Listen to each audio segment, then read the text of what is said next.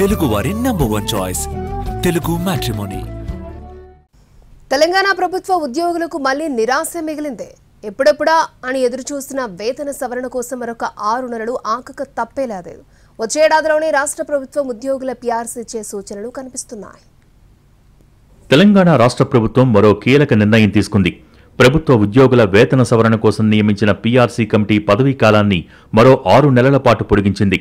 ప్రస్తుతం రాష్ట్ర ఆర్థిక పరిస్థితులు సహకరించకపోవడంతో పాటు ఉద్యోగ వర్గాల నుంచి సరైన సమాచారం రాలేదనే కారణంగా పీఆర్సీ కమిషన్ గడువు వచ్చే ఏడాది మార్చి నాటికి పెంచింది. ఇక మొదటి పీఆర్సీ గడువు 2023 జూన్ 30తో ముగిసింది. కేసీఆర్ సర్కార్ 2023 అక్టోబర్లో వేతన సవరణ సంఘాన్ని నియమించింది.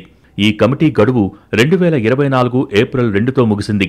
అప్పట్లో ఉద్యోగ సంఘాల నుంచి పీఆర్సీ ప్రతిపాదనల్ని కమిషన్ స్వీకరించింది. తర్వాత కమిషన్ పదవీకాలం ముగియటంతో మళ్లీ 6 నెలల పాటు పొడిగించారు. ఇప్పటికే రాష్ట్ర ప్రభుత్వం ఉద్యోగులకు 5 డిఏలు బకాయింది.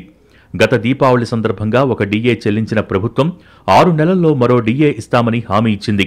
కానీ ఆ డిఏ కూడా ఇంకా ఇవ్వలేదు.